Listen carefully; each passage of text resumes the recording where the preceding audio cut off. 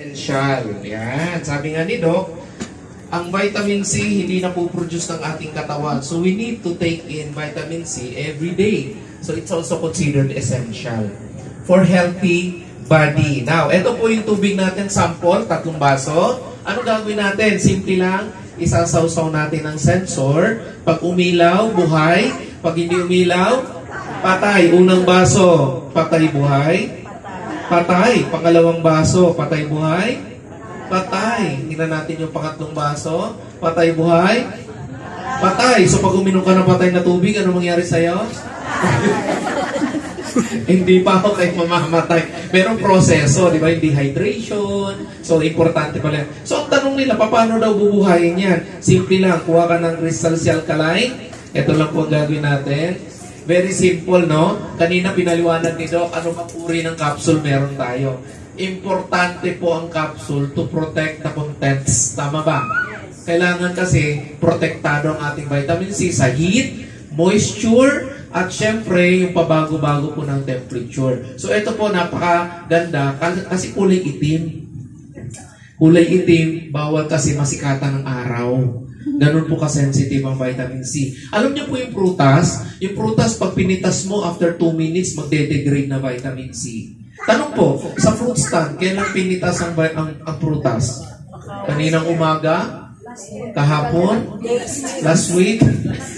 Alam niyo po, pag imported po yung prutas na binibili nyo, 5 months or more. May vitamin C pa ba yun? Wala na, nagde-degrade na nga eh. 2 minutes pa lang, nagde-degrade na. So pag pitas mo ng prutas, kainin mo na agad. Dapat ganon, di ba? Pero alam niyo po, talo ang prutas pagkadating po sa vitamin C. Kasi isang capsule nito, katumbas niya, 14 kilos ng grapes, 12 kilos ng apple, and 6 kilos ng banana. Ganun po ito ka-potent. Now, ano gawin natin? Para lumakas tayo at mabuhay, bubuksan niyo po siya. Okay? At ilalagay dun sa ininom na tubig, tulad ng gamit ko ngayon. Yan. So, ano mangyari sa kanya? Nagkakaroon ng reaction sa tubig. Yung patay na tubig ay bubuhayin ng crystal C. Ayan, unti-unting nabubuhay. Ganon din yung mga cells natin sa katawan. Diba? Yung mga ugat mo na namamatay, unti-unting mabubuhay. Okay ba yun? Ito po maganda. Hindi ko pa yan nakahalo, ha? Haluin natin. 1, 2, 3, 4, 5. Malakas? Napakalakas. Now, ang tanong, anong gusto mong inumin? Yung patay?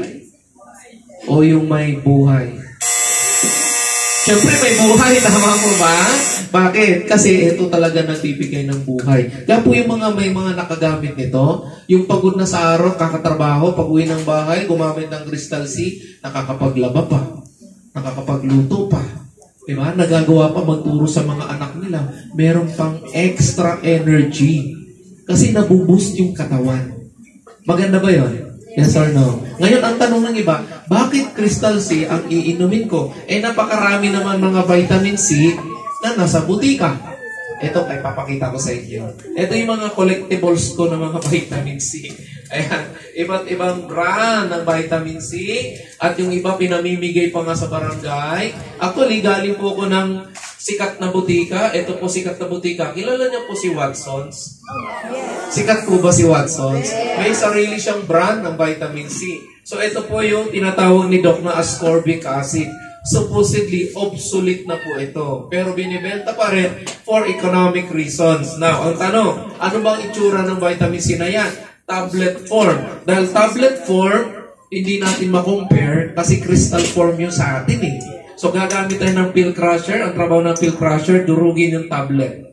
Gagawin niyang powder. Okay? So, pinasok natin yung tablet sa crusher. Tapos, pipigain ni Tech. Ayan. Grabe. Tigas ng pagkakabuo niyan. Lagay natin dito sa patay na tubig. Ayan. So, ngayon, anong gagawin natin? Simple lang. Hahaluin natin itong vitamin C na galing sa butika. Tingnan natin kung matutunaw. Bilang tayo. 1, 2, 3, 4, 5, 6, 7, 8,000, 9,000, 10,000. Tanong ba, may lumulutang ma'am? May nakikita kang lumulutang? Meron bang latak sa ilalim? No? Ang tawag sa latak na yan, binder, extender, o gaw-gaw. Yun ang paliwanag kanina ni Doc. Then, ito very visual. Nakikita mo, puro gaw-gaw pala. Tanong po, ito po ba ay pure vitamin C? Yes or no? Hindi siya pure. Bakit? May kasama siyang ibang mga particles. Tama ba? So, yung crystal seal natin is 100% pure po ito. Hugasan ba yung cup? Anyway. Pure po siya, no? 100%. So, pag pure siya, mas mapapakinabangan ng ating katawan. Alam niyo po ba, pag ininom mo si Crystal C, 95% absorbed by your blood. Ganun po siya katindi. Ito na mga ascorbic acid, less than 5% lang. Mostly gaw-gaw lang ma-absorb mo. Ngayon, tanong natin, ito po ba malakas ang energy? Subukan natin. Si Crystal C ganito. Tingnan natin yung galing butika.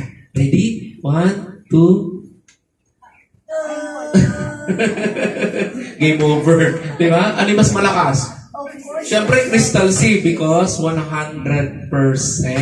Hindi ka dinadaya. Pag bumili ka nito, sulit na sulit yung binayaran mo. 100% Tama po ba? Now, ang tanong nila, paano natin malalaman kung tunay nga ito na alkaline? Tama ba? Ano ibig sabihin ng alkaline? The word means non-acidic. Ano ulit ang alkaline? Non-acidic. Pag narinig nyo alkaline, non-acidic, no? So ngayon, ito ascorbic acid.